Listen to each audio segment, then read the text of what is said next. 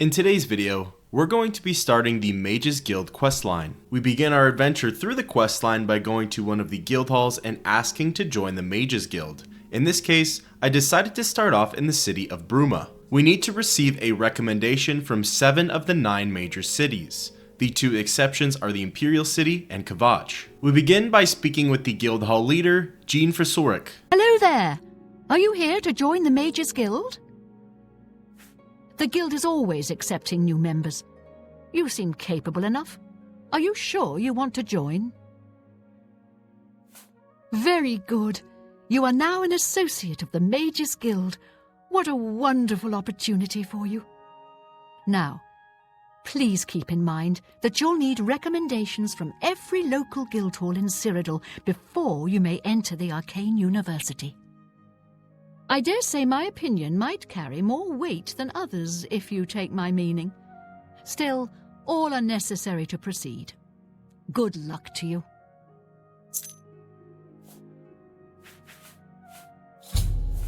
A recommendation from me? Well, of course. Raminus would naturally want my opinion, wouldn't he? This is a situation we can both benefit from, associate. You do me a small favor, and I'll happily send along a glowing recommendation. If you can find Jaskar, I'll write the recommendation immediately. He's disappeared. I mean, he's really disappeared. No one here has seen him in days. Volinaro thinks maybe a spell backfired. If someone from the council were to stop by and find him gone, it'd look bad for me. I can't have that. Talk to the mages here and see what you can find out. If you can make Jaskar reappear, you'll have your recommendation. Lucky for us, Volinaro happens to be in the room beside Jean. Volinaro, at your service. Need a spell? Need an item recharged? Need a witty practical joke played on someone? I can handle it all. You want to find Jaskar? All right, I think I can help with that. But you have to agree to do something for me first. And whatever you do, you can't tell Jean about it, all right? That's the spirit. You help me pull off a little prank, and I'll help you find Jaskar. Really? You're going to love this. I'll teach you a spell to unlock things. What you need to do is get into Jean's desk and bring me her manual of spellcraft, okay? Her room is upstairs. Make sure no one sees you. You do that for me, and I'll make sure you can find Jaskar. Bring me Jean's manual of spellcraft, and then we'll talk about helping you find Jaskar. With all due respect to our wonderful leader, she couldn't cast her way out of a paper sack. It's insulting that we're here, working for her, when she knows nothing. She's managed to butter up the right people just enough to keep her position, and there's little we can do about it. But we have our ways of coping with the situation. Just go unlock Jean's desk with that spell I taught you. Find her manual of spellcraft, and bring it here to me. Her room should be easy to find. It's the only one upstairs that has a door. Just one more privilege she doesn't deserve. Clearly there's some animosity between a few of the guildmates. However, our current task at hand is to go up to Jean's office, break into her desk, and steal a book. We were given a spell to help us break into the desk, but my alteration level is extremely low, so we had to do it the old-fashioned way with a lockpick. Inside, we find a manual of spellcraft, clearly showing that magic is not Jean's strong point. With the book now in our inventory, we proceed back to Volinaro. We found him in the lower levels of the Mages Guild. Have you pulled that little prank yet? You've got Jean's book, I see. All right then, I'll just take that from you. Meet me here in the living quarters, just after 10 p.m. Fun fact, the Khajiit we're looking for, Jaskar, is actually in the room with us. Go away, you'll ruin everything. They were clearly using some invisibility spell, however, we waited until 10 and spoke again with Volinaro. Ready to find Jaskar? Just watch. You'll see.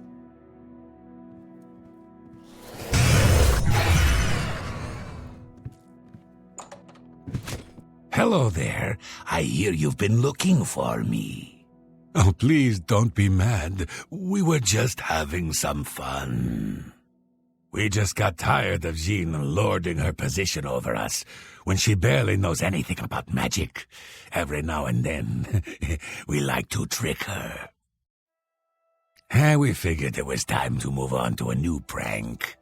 This one was getting boring anyway, so you can tell her you found me.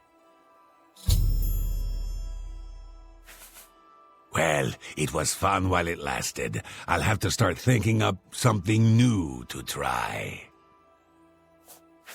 Finding ways to confuse her just never gets old for me. It's good practice of our skills, too, but it's mostly just funny. So with that, Jaskar has finally been found and we can return back to Jean for our recommendation. We went up to her office and promptly spoke with her. Any luck finding Jaskar? Found him, did you? Well, I suppose that's good. You'll have to forgive me. I seem to have misplaced something. Yes, well, let's never mind that. You've fulfilled your end of the bargain, though, so I'll fulfill mine. Ramanus will have my recommendation. And don't you forget about me once you've finished your training. I'm sure we can help each other out.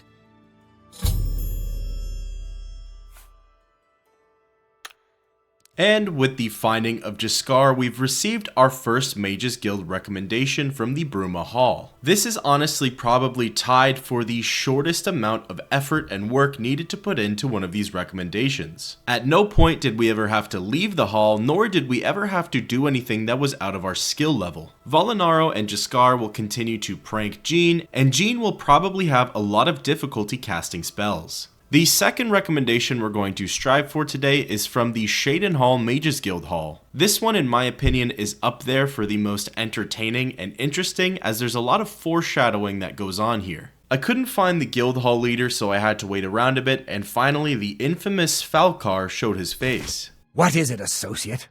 Don't tell me you're here for a recommendation. Don't waste my time if you're not ready for this. Are you prepared to do what is necessary to gain a recommendation from me? Very well. We shall see how prepared you actually are. There was a particular ring of burden I was testing some time ago.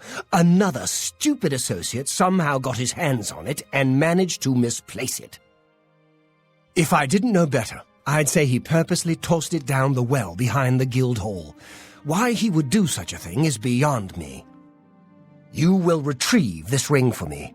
Should you manage to do so, I shall consider sending a recommendation to the university. The well is locked, so you'll need the key. Dietzen should have a copy of it. Now get moving. It's not a normal ring, you see. You may find it slightly difficult to carry. Don't say I didn't warn you. I believe I explained your task very clearly. Find the ring, which is somewhere down in the well behind the guild hall. Bring it to me. Do you understand, or do I need to use even smaller words? Apart from some overall grumpiness, seems easy enough and pretty straightforward. We seek out Dietzen and speak with her. I'm Dietzen, magician, Mages Guild, that is. Don't tell me Falcar's given you the same task he gave Vidkun. Oh, dear, I'd say more, but... Well, Falcar is the ranking member here, and I don't feel comfortable talking about him. I'm sorry. I'll tell you what. Find me when Falcar's not around, and then we'll talk. After we've spoken, you can have the key. Believe me, this is important. That was an interesting conversation with Dietzen. There might be more than meets the eye when it comes to this task and when it comes to the guild leader Falcar. We wait a little bit until Falcar is not around and speak again with Dietzen. It's my pleasure. Please continue. We can talk, so long as Falcar is out of earshot. If I didn't know any better, I'd say he's trying to get you killed. He gave poor Vidkun the same task, and we never saw him again. I'm reasonably sure there's a connection, but I can't prove it. Do be careful. I'd hate to lose another useful associate. Here's the key, and something extra. I don't know if it will be of use to you, but from what I've heard of Falcar's ring, it may come in handy. And if you find out anything about what happened to Vidkun, let me know, will you? He was an associate, just like yourself. Perhaps not the brightest, but very eager. He was given his assignment from Falcar and disappeared. It's like he dropped out of existence. No one knows what happened, and Falcar won't say a word about it. Just perform the task you've been given. We'll talk more once you're done. Deetsan seems to think that this is a setup by Falcar, as the previous associate was tasked with the same job and they were never seen again. We're urged to proceed with extreme caution and to expect anything, especially with this mysteriously enchanted ring. All that's left is for us to go down into this well and retrieve Falcar's experimental enchantment. We're immediately met with an underwater area. There aren't many ways to go, and we actually find the body of Vidkun pretty quickly. Looking into his inventory, we find the Ring of Burden. It's here that we notice that it actually has a weight of 150. If we were to pick up this ring right now, we would easily become over-encumbered, leaving us to the same fate as Vidkun. So, in this moment, we went back into Vidkun's inventory and dropped at least 150 pounds of our equipment into his inventory. We'll come back for all of our stuff a little bit later, but first we need to take this ring and go confront Falcar. This definitely seems like a sick joke on his part, and hopefully we can use this as a chance to expose him. We exit the well and head back inside of the guild hall. We're confronted by Deetsan first, so we speak with her. I'm afraid some things have happened while you've been gone, associate. It may affect your recommendation.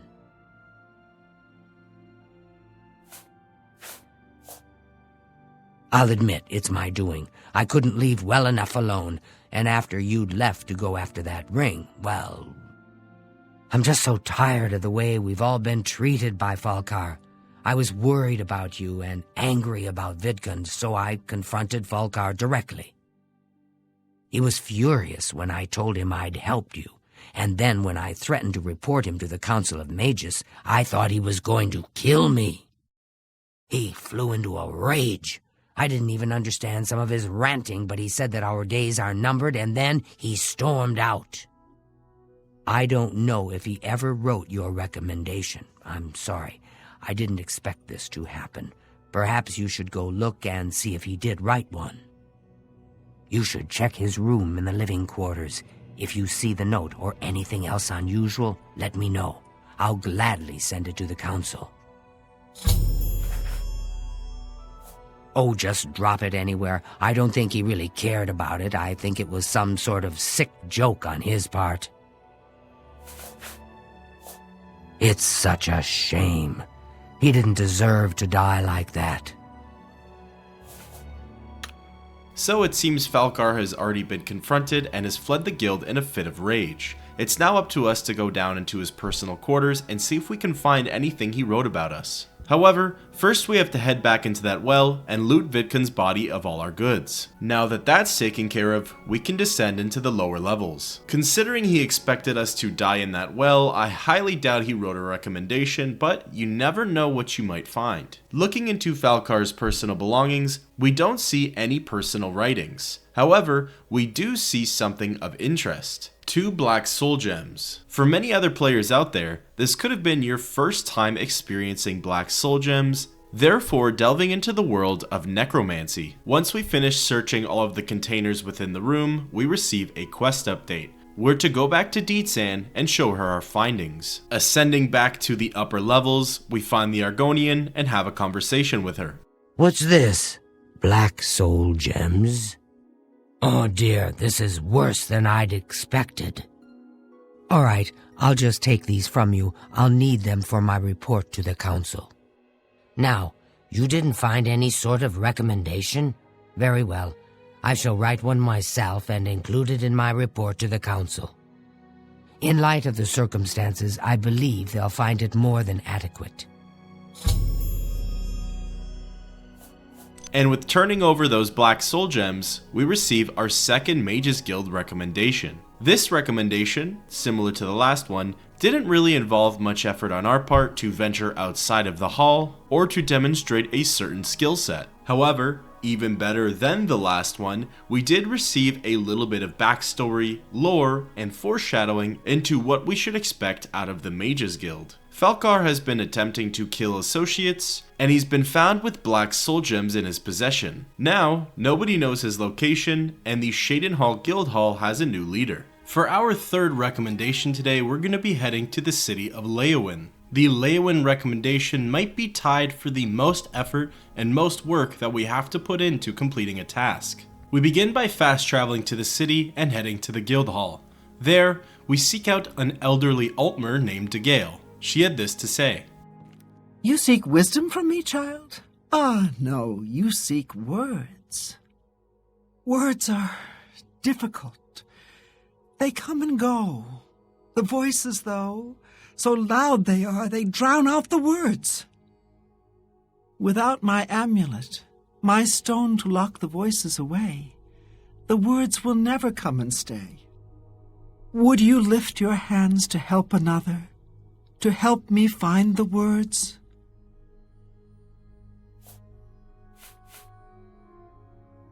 Then seek Agata, child.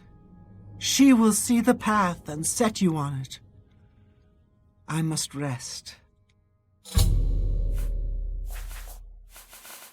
She may be young, but her heart is old and wise.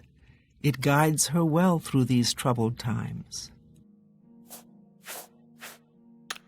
A rather odd and cryptic first impression, however, we seek out Agata from the Mages Guild. Yes? Is there something I can help you with, associate?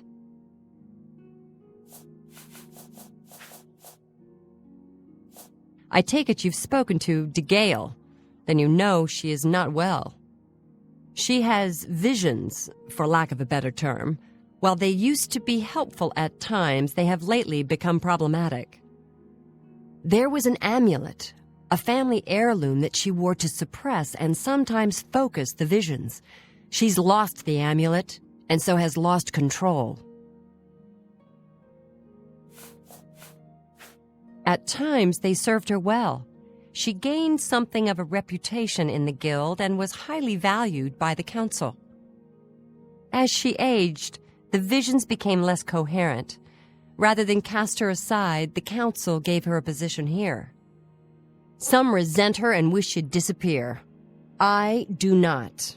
I am proud to help her with her daily tasks. I'm surprised she discussed it with you. She wanted to keep it from the others. I should speak to her about that. Yes, her seer's stone is missing. It's the one thing that has kept her visions at bay, and without it, they're nearly crippling. She can't function. We haven't yet spoken to the others, for fear they would be less than accepting of her situation. Perhaps it is time, though. I will continue to tend to Degale. Can you speak with the other mages and find out if any of them have seen the stone? She's led such a troubled life. I just do what I can to make it easier on her. Asking around the guild hall for the seer stone, we talk to Alves Uvenum and Sidrasa. They both can't tell us too much, however, there is a connection between what they do tell us. I'm afraid I don't know anything about it. I heard it was missing, though. Kalthar was talking about it recently. He seemed very agitated about it, almost happy. Strange, isn't that? All I heard was that it was important to Degale, and it was missing. Kalthar didn't tell me anything more than that. The knowledge that both of them have of the seer stone go back to Kalthar. What?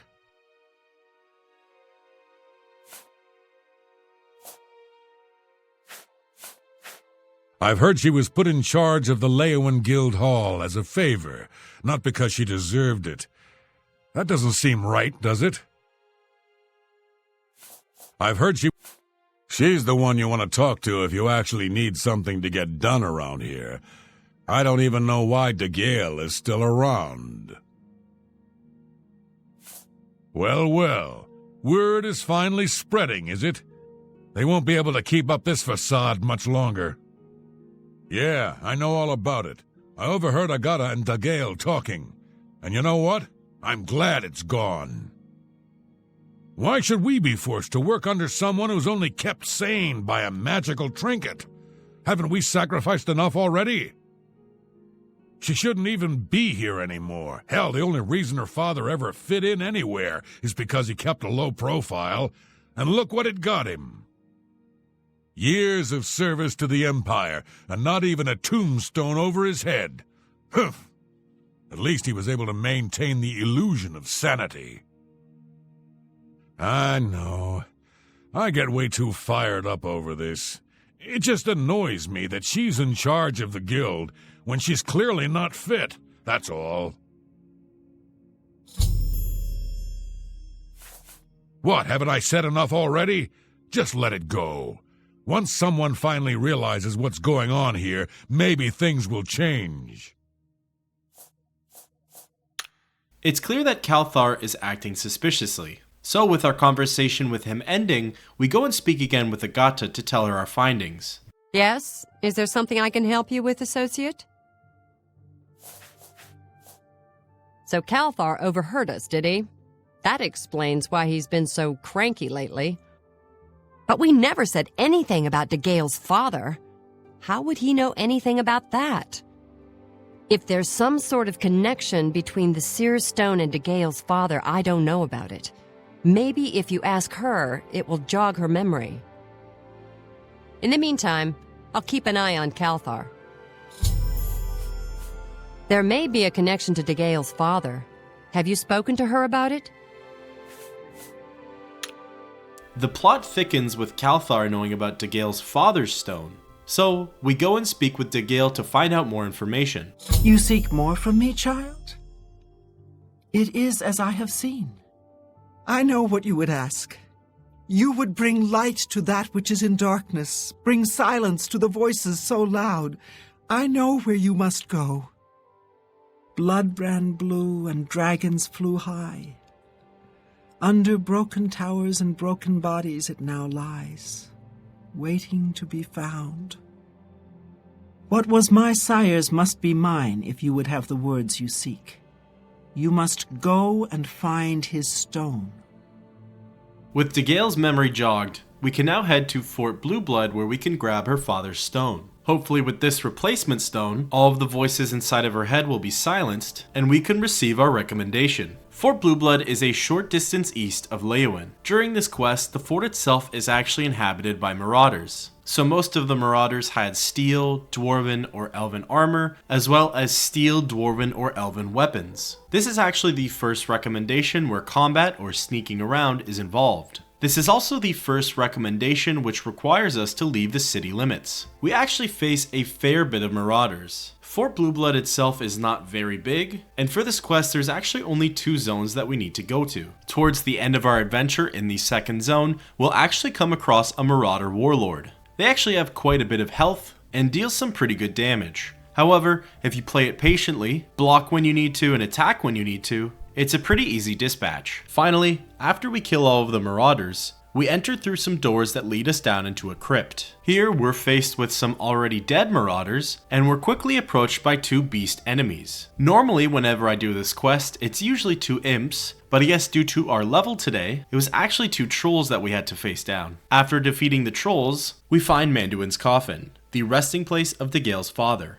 Looking inside of the coffin, we find Manduin's amulet. Retrieving the amulet, we receive a quest update which tells us to return back to the Mages Guild. With the amulet in our inventory, we head for the exit. However, just before we're able to leave, we're stopped by a familiar face.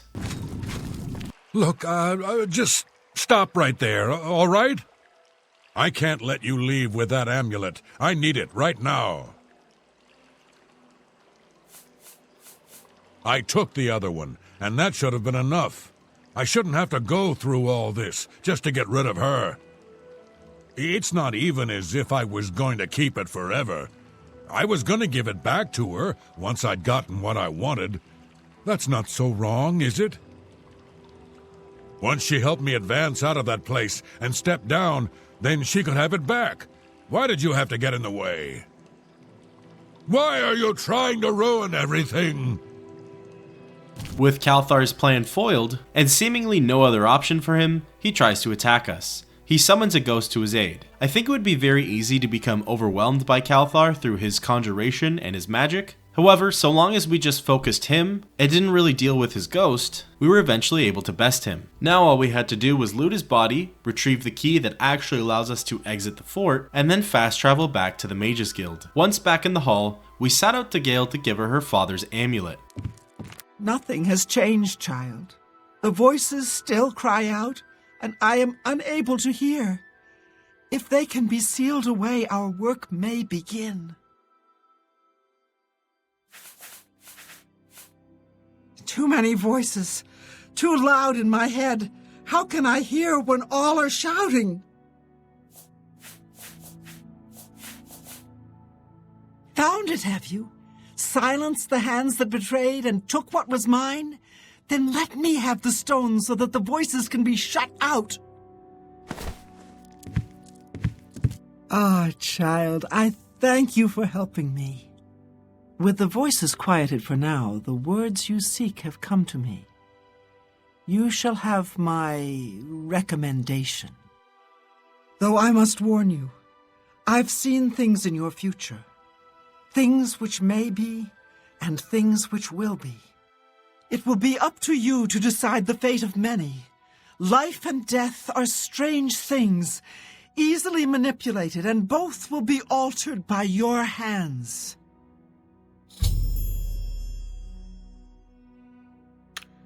And with handing over Manduin's amulet, we've received our third Mages Guild recommendation. I actually used to not really enjoy the Leyawiin questline. I felt as though the adventuring through Fort Blueblood was actually more tedious than fun. However, this time around, I actually really enjoyed it. I'm not sure what changed. Maybe I just have a higher appreciation of the extra effort and storylines that have gone into this game, or maybe I was looking for a little bit of adventure this time. I'm not too sure, but I actually really did enjoy it. So I actually really like the character of Gale. I think her visions and the voices in her head are a very interesting plot point. Not to mention she gives us that cryptic message towards the end of the quest saying that the life and death of many will be at our hands. That could obviously mean during our time in the Mages Guild or just throughout our entire experience playing the game. With her unique skill set, it would have been very interesting to have her come back up during the later quests of the Mages Guild. However, Gale's importance ends after this quest, leaving out what is in my opinion an opportunity to flesh out a very interesting character. For our fourth recommendation into the Arcane University, we're going to be heading to the Bravil Guild Hall. Once inside, we seek out the guild leader, Kude, and speak with her. Hello there, associate. You're here for a recommendation, I presume. Are you prepared to earn it? I'm afraid I haven't had time to prepare anything conventional. I'm very preoccupied with this situation concerning Ardaline. Perhaps you can help with that, however. I can't directly get involved for fear of embarrassing the poor girl. I'll need you to have a little chat with Varen Vamori, and you can learn something about the power of illusion in the process.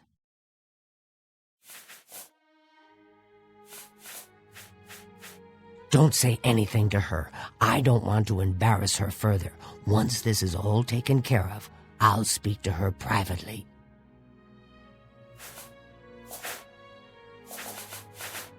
I don't understand it. Some ridiculous male thing, I suppose.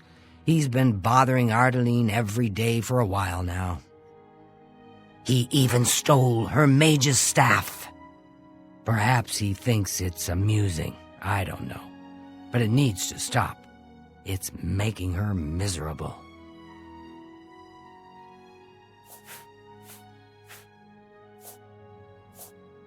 Are you so eager to begin? Very well. We can start if you feel you are ready.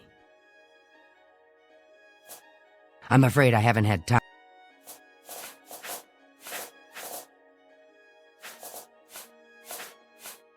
It's more symbolic than practical, but each carries great significance to its owner. You're going to get Arteline's staff back. Take this charm scroll. With it, you should find Varon more receptive to questioning. Don't come back without that staff. You have what you need to help him talk. I admit, it's not standard guild procedure, but I'd do anything for one of my girls. If you want it, you'll need to persuade Varon Vamori using whatever means necessary to return that staff. So I actually really didn't remember this recommendation quest. I remembered the previous 3 we did, but I didn't remember this one, so I found it to be pretty entertaining. Essentially, we're to go and confront an incel. Varon Vamori is actually a resident of this mages guild, so we seek him out within and speak to him. I didn't charm him well enough the first time, so I went in with the scroll that Kude gave us and charmed him again, and then spoke with him. Hello, friend. What can I do for you? I don't know what to say. All I want is for her to care about me, to feel the same way as I do about her. But she doesn't. I try, and it just doesn't matter. It makes me furious sometimes. I've never laid a hand on her, either in anger or... I've never hurt her, okay? All right, I admit it. I took it from her. I don't know what I was thinking, honestly. I was trying to tell her how I feel, again, and she wouldn't even stop to talk to me. I just got so angry. I was a little ashamed afterwards, but I didn't know how to apologize or give it back. I wish I could. I'm afraid I don't have it anymore, you see. I sold it to a friend of mine, Saurus Aranum. If I still had it, I'd gladly give it back. You'll have to talk to Saurus Aranum if you want it. He lives in the Talos Plaza district of the Imperial City. He's the one who has Ardeline's staff now. So for some reason, Varon thought it was a better idea to sell the stolen staff than to give it back, or rather probably the best option, to keep it until it's not awkward anymore. But he went ahead and sold it, so we're gonna go back to the guild hall and tell Kude. But before that, briefly speaking with Ardeline, she has this to say about Varon. What? I don't know anything about him. I'm sorry, excuse me. I'm assuming that response was out of awkwardness, and probably from the fact that he just harasses her and steals her things. However, now it's time to go and speak with Kude. Any luck talking with Varon Vamori yet? It should be no trouble at all once you use that scroll.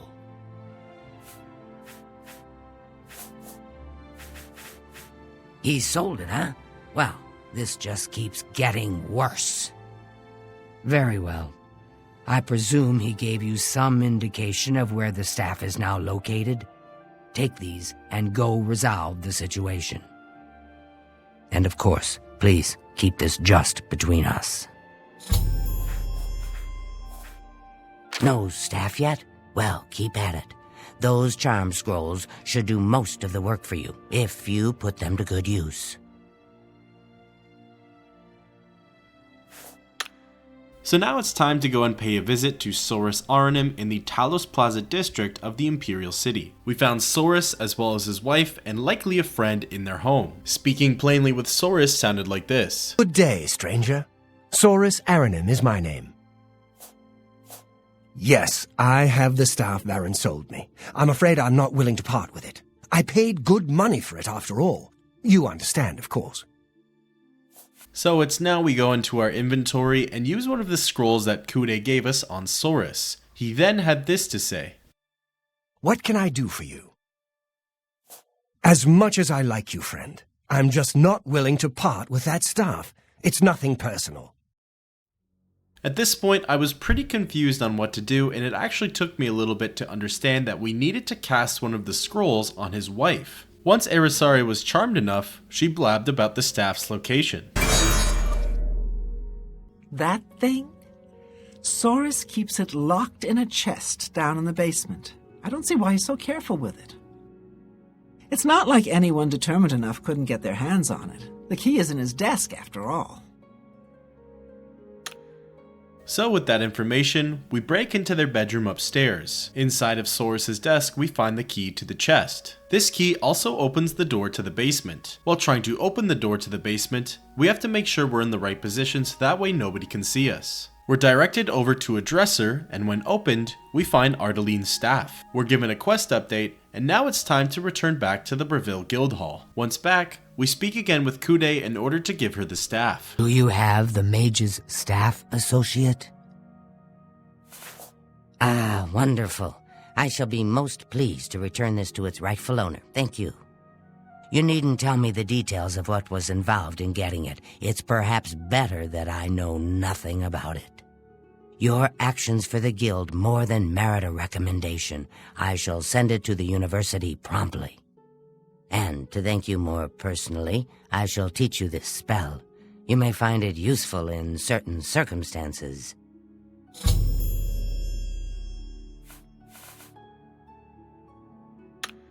And with that, we've received our 4th Mages Guild recommendation. Honestly, I found this questline to be a little lackluster. It didn't really offer much in terms of lore or story, and all we really had to do was cast some spells with some scrolls on some NPCs and break and enter into somebody's house, which, if that's what you enjoy, then this might be a really nice quest for you. But I don't think there's as much sustenance for this quest that I really wanted. Our 5th recommendation for today comes from the Skingrad Mages Guild Hall. This one I would say is tied at the top with the actual amount of work and effort that goes into receiving the recommendation. Entering inside of the hall and going to the top floor, we meet with the hall leader, Adrian.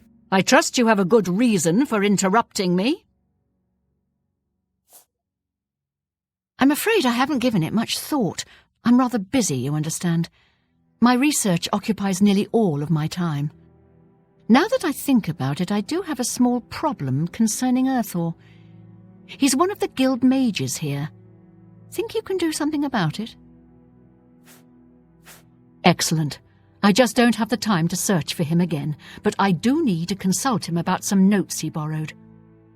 You might want to ask around and see if anyone can be of some help. Let me know when he's back, and you'll have your recommendation. He's an interesting fellow. Selinis Vacinus can tell you more about him if you wish to know. Selinis should be around here somewhere. Talk to him if you'd like to know more about Earthor.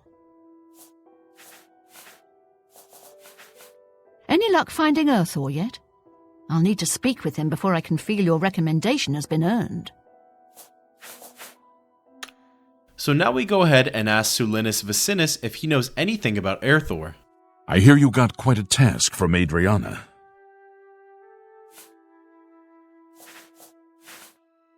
A nice enough guy, I suppose, but there was that awful scamp incident last year. That's when Adriana told him he needed to practice somewhere else. Somewhere else. Meaning somewhere far away. So he settled down in Bleak Flats Cave, did all his work there, and came back to town twice a week to check in. Hasn't been around lately, though. Oh dear, I just can't seem to remember where that is. What a shame. Selinis doesn't know where Bleak Flats Cave is, and at this point I thought I had to bribe him or just charm him into telling me the location, but he just genuinely did not know where it was. So I went ahead and spoke with other guildmates in order to receive the location. What do you want? I don't remember where it is, honestly. I know it's west of Skingrad. Druzha could probably tell you. She has a better memory than I do.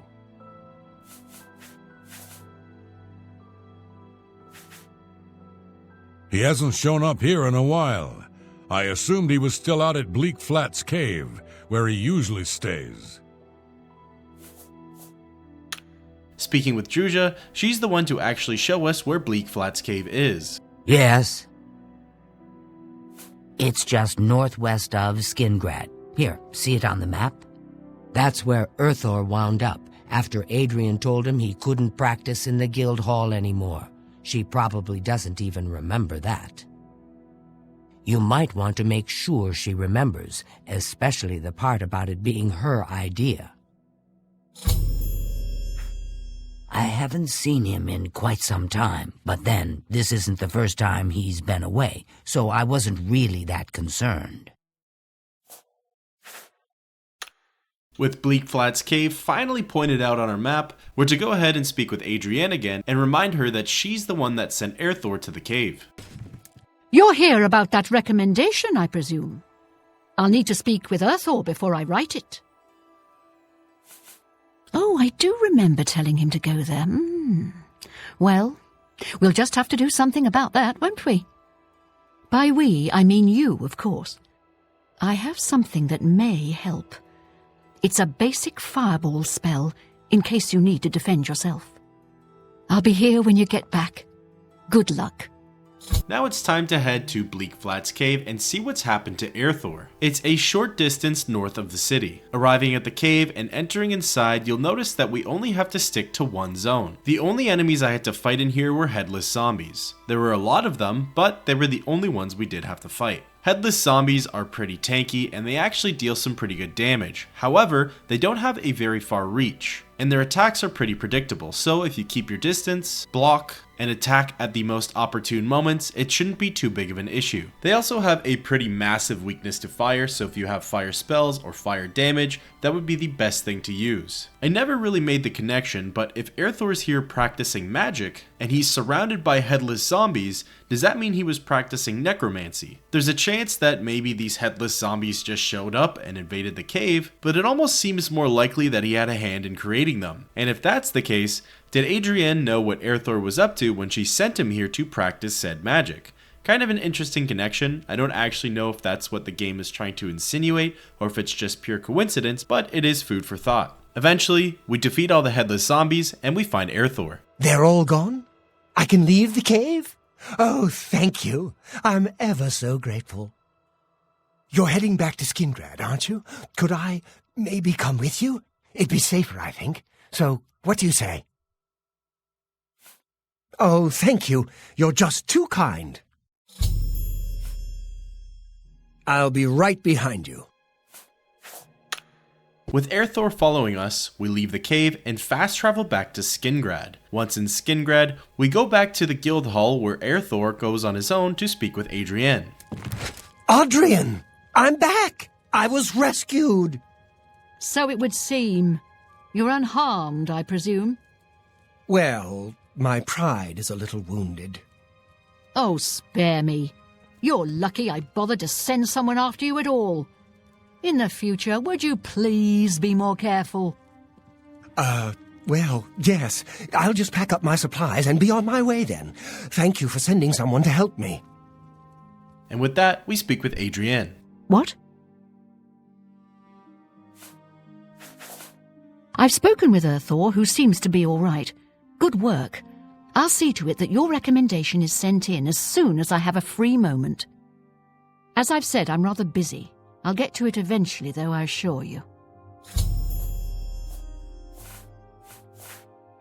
And with that, we've received our 5th recommendation into the Arcane University. Honestly, besides that loose and not very fleshed out theory I had about Airthor and necromancy, I wasn't a massive fan of this questline. Again, it wasn't as interesting as De Gale's back in Leyawiin, the characters weren't that interesting to me, and in my opinion, they should have done something way more interesting with Airthor. Either having him killed off, or maybe there was something to do with necromancy, just something to spice up the quest a little bit. The 6th and second last recommendation we're going to obtain today comes from the city of Anvil. I think this one has to be up there with one of my favorite recommendations just purely based off of what the task is. We begin by fast traveling to the city and heading to the Mages Guild Hall. There, we seek out the leader, Cheydinhal, and speak with her.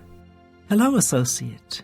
To earn a recommendation from me, you need simply prove you are able-bodied and prepared to learn something in the process. Unlike some frivolous tasks you may be given at other guild halls, this is a serious matter and has consequences. Are you prepared? Then allow me to explain the task. The Council of Mages has entrusted me with resolving a situation along the Gold Road. Several traveling merchants have been found dead along the Gold Road recently, with even more missing. The Council has asked that I put a stop to it. You are going to help me do so. We believe the killings are the actions of a rogue mage. Battle mages have been sent to the Brina Cross Inn, the only common link between the victims. You are to travel north to the Brina Cross Inn and speak with Ariel Gerard. She will give you further instructions.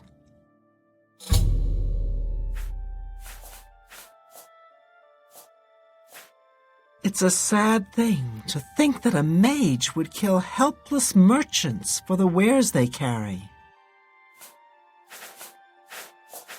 This is a harsh, dangerous task for you, I realize. Your unfamiliar face makes you most useful, however. And what better way to learn the many uses of restoration? Practical application is often the best educator, even in life and death situations. Some mages do not abide by the principles of the guild and operate outside its boundaries. Many hold little value for the lives of others.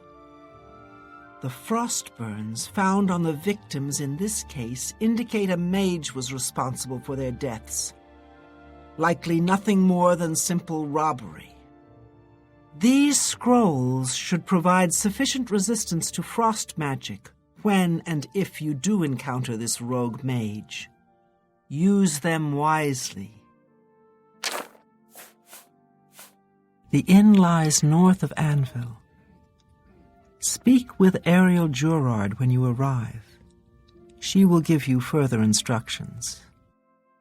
Do not let your guard down. We do not know whether the inn staff is involved somehow. The scrolls I have given you should protect you from the magic the mage seems to use most frequently. But do not let your guard down. He may have more tricks up his sleeve. So, our next move is to fast travel to Brina Cross Inn, which fortunately for us, I've apparently already discovered, so we make our way there. Arriving at the inn and heading inside, we seek out our companion, Ariel. Hello, stranger. What can I do for you? Chorrol has sent you, has she not? Go and speak with Christoph. Rent a room for the night. Once you have your room, I will meet you there. If anyone asks, you are a traveling merchant, nothing more. Do not say otherwise to anyone. No, friend. I'm afraid I don't know the way to Cheydinhal, but good luck in your travels. Please excuse me. We then turn around to speak with Christoph. Welcome to the Brina Cross Inn. Can I interest you in something to eat, or perhaps a bed for the night? Let me guess. Traveling on business? You don't look like you're out for a stroll. Ah, yes, thought so. We get many of them traveling through here. Well, we used to. Haven't seen as many lately, what with the, well, you know, the murders. I don't like to talk about it much, as it's bad for business. At any rate, would you care for a bed for the night? Right then, the bed is just upstairs at the back of the inn. Sleep well. Just as we're about to go to our rented room, we're approached by a stranger. Pardon me, did I hear you say that you're a traveling merchant? Don't you worry, what with the recent killings and all? I'd be ever so scared if it were me. I haven't left the inn in days, just in case. Well, you take care of yourself. I'd hate to hear about another senseless death. Good luck to you. With all of the interactions out of the way, we can finally head up to our rented room. Resting for an hour, Ariel finally comes to visit us. All right, it should be safe to speak here. Once you've rested here, you need to continue along the Gold Road, heading east towards Kvatch. I shall be following out of sight, along with a fellow battle mage. Make no attempts to speak to us. Trust that we will protect you. Should you be confronted by this cowardly mage, do not hesitate to protect yourself by whatever means possible. Once the mage has revealed himself, we will step in and settle a matter quickly. Now get yourself some sleep. You'll need to be well rested. We finally received the mission details from Ariel. We're advised to sleep a little bit and rest, which we do, and then once it's time, we head to the Gold Road. Exiting the inn, we notice the 2 battle mages clad in their armor ready to defend us. We hop on our painted horse and start heading towards Kavach. We only travel for a short distance when out of the brush, we see what is now a familiar face. I'm afraid your journey ends here, traveler. I'll be taking whatever you're carrying. After you're dead, of course. I do hope it's more than the last few had. They were most disappointing. So, it turns out the fearful and distraught Caminalda at the Brina Cross Inn, who once told us that they were stuck there for days, is actually the one who's killing the travelers. A fight quickly breaks out, and it's time for us to defend ourselves. The 2 battle mages quickly run up and assist us with the fight. Caminalda summoned a flame Atronach to assist her, however, the 3 of us were definitely overpowering for the 2 of them. Very soon, she was slain. You've done well.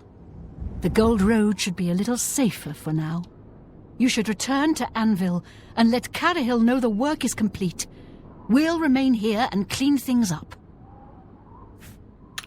Looting Caminalda's body, we actually find a key to something, so I decided to head back to Brina Cross Inn to see what that key would open. It opened the door to the room she was staying in, and there was also a chest in the corner. However, it was pretty lackluster, only containing 12 gold. Now it was time to fast travel back to Anvil, head to the Mages Guild Hall, and speak with Cheydinhal. So, what of the rogue mage? Has he been found? A she, you say? And she's dead. Well, Ariel and Roliand did what needed to be done. No more innocent deaths. At least for now. You have done well enough for yourself. I'll pass along my recommendation to Raminus. Though I must say I doubt it will do you much good in the end. You'd be surprised how easily they forget about the little people. And with that, we've received our 6th recommendation from the Mages Guild in order to get into the Arcane University. I couldn't tell you exactly why this is one of my favorite recommendation quests. Maybe because when I was younger and playing this game, I always had such a thrill going undercover and foiling the ruse of the rogue mage. And I remember when I first did this quest, I was so surprised to see that the rogue mage was Caminalda. But after all these years and finally doing this quest again, I feel like they actually make it pretty obvious that she's the one killing the merchants. Not only from the conversation she has with us after we talk with Kristoff, but also, including that, she mentions that she hasn't left the inn in days, and when we're done resting and it's time to go out and catch the rogue mage, she's nowhere to be found at Brina Cross Inn. The 7th and final recommendation we need to receive to get into the Arcane University comes from Chorrol. We begin by fast traveling to the city and heading to the Mages Guild. There, we seek out its leader, Tychius. What is it, associate? Do you need something?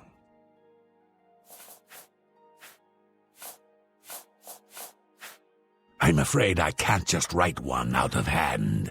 That would be against protocols, you see.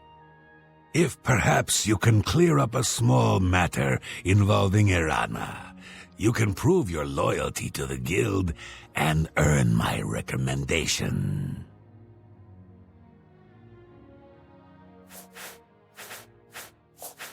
She and I have an unpleasant history. She does not care for guild regulations and errantly believes I am misusing my powers. I have seen that she is in town. Though she has not approached me, I know she wants something. I would like you to find out what it is. Determine what she's after and how we may be rid of her. I do not want her here, spreading her lies.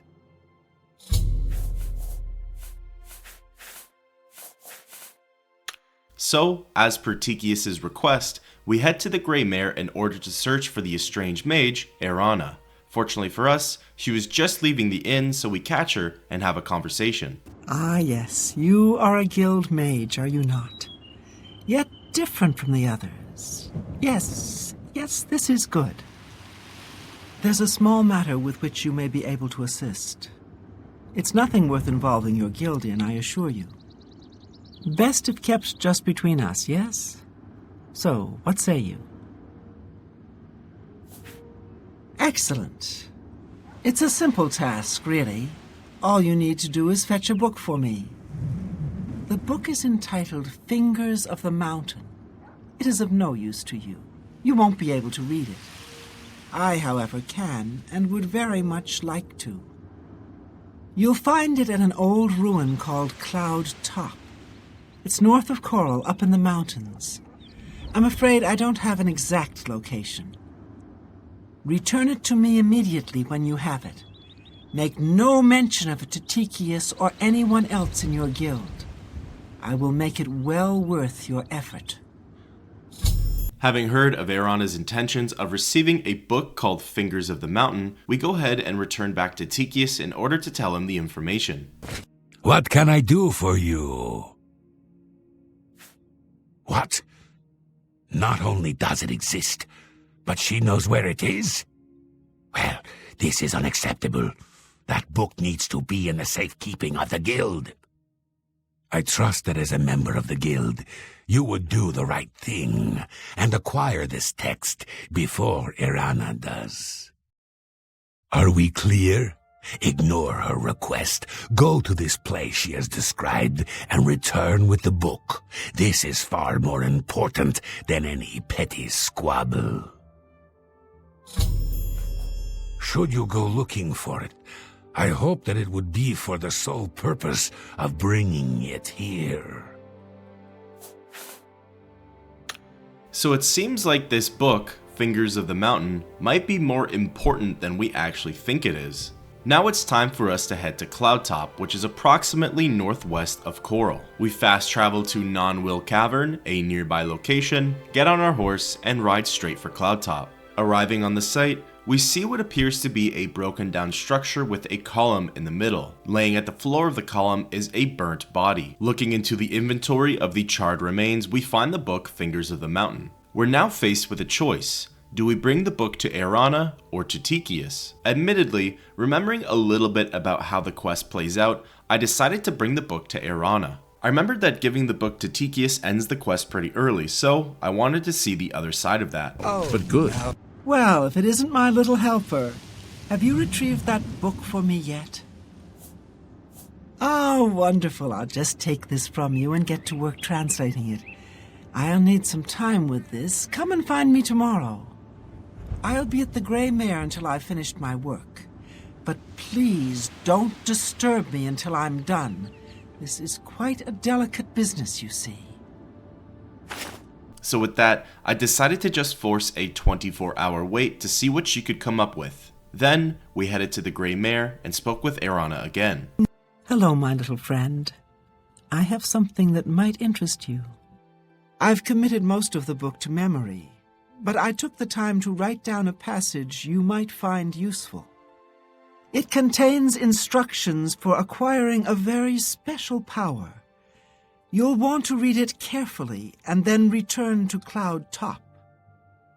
I consider this to be more than a worthy reward for your help.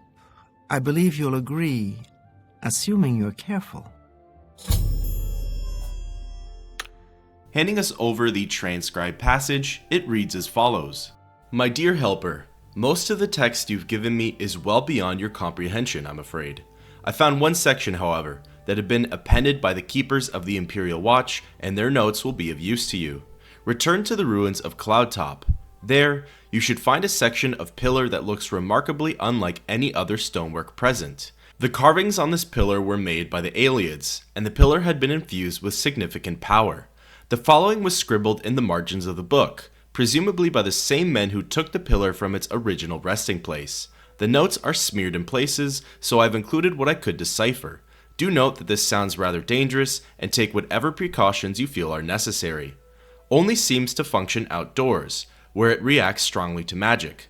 Terrible power, capable of striking a man dead on the spot. Transported the stone to a secure location in order to study it more fully. Guild wizards brought in to focus power of stone. Several severely injured. Stone finally tuned to react to shock magic. Welkin stone necessary to harness stone's power. Success means powers of shock unattainable through other means. From these notes and the original Ayleid inscriptions, it seems that our Imperial friends were attempting to harness some degree of the Ayleid's magical power and were marginally successful. I suggest you procure a Welkin Stone for yourself. Searching Ayleid ruins will likely be the quickest method of acquiring one, and return to Cloudtop to cast a shock spell at the pillar. What happens then, I think you can comprehend on your own. So with that information, we head to an Ayleid ruin. The quickest one I can think of was Vilverin, near the Imperial City. Once inside, it didn't take very long to find a Welkin Stone. We had to fight a couple bandits, but it wasn't anything major. Once that was taken care of, we had to acquire some form of a shock spell, so I went to Edgar's Discount Spells in order to search for one. We purchased Shocking Touch for 99 gold, and then it was time to head back to Cloudtop. Casting Shocking Touch on the pillar with the Welkin Stone in our inventory, we received a quest update. We were granted with the ability to cast a new spell called Finger of the Mountain, however we don't have enough magicka to use it, so we'll have to keep that in store for now. With all of the transpired events, it's time to return back to Tychius and tell him everything that's happened. Go ahead, please. Is the book safe? Do you have it? What? This is unacceptable. At no time did I ever suggest that you should actually follow through and give her the book. It cannot be left in her hands.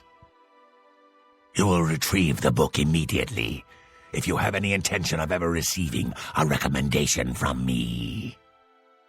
Evidently, Tychius was not very pleased with our actions, so it's up to us to return back to the Grey Mare and retrieve the book. Fortunately for us, retrieving Fingers of the Mountain was as simple as walking into her rented room and breaking into the very easy chest where she keeps it and stealing it. With the book back in our inventory, we head back to Tychius to present it to him.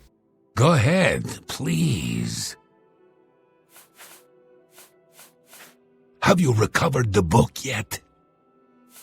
Finally, I shall see to it that the book is kept safe until the council decides what should be done with it. I shall also overlook your transgression and send a recommendation to the Arcane University. And with that, we've received all 7 recommendations needed to enter into the Arcane University. Coming up in future videos, we'll be actually going to the university and meeting with Raminus Polis and continuing to further explore the Mages Guild questline. I actually quite enjoyed the Chorrol recommendation. I find the idea of the lure for the book Fingers of the Mountain to be quite interesting. We never get to fully experience or see into the rest of the contents of the book, however, it more than likely deals with the secrets of the Ayleids and their use of magic. If we were to hand the book directly to Tychius in the beginning, I believe we would have missed out on receiving the Finger of the Mountain spell. Clearly, this book has a lot of importance if it's so important to the guild and to Arana. However, here ends the lore for Fingers of the Mountain. In one of my earlier videos titled The 3 Most Annoying Quests, I had the Mages Guild recommendation questline listed as one of them. However, after doing this video, I can honestly say that I would take it off that list. I think using nostalgia goggles, I remembered the recommendations being more tedious and irrelevant. Don't get me wrong, some of these quests were rather boring in my opinion, however, there were some great ones here too. I enjoyed retrieving the amulet for Degale. I found it very satisfying to uncover Falcar's hidden motives. Putting an end to the rogue mage felt very justifying, and the allure and mystery behind Fingers of the Mountain was very captivating. I look forward to being able to pursue the rest of this questline in chunks of videos like this one, where we can talk a little bit more about the specifics in each quest and hear the dialogue as delivered by the talented voice actors. Until next time, keep on adventuring.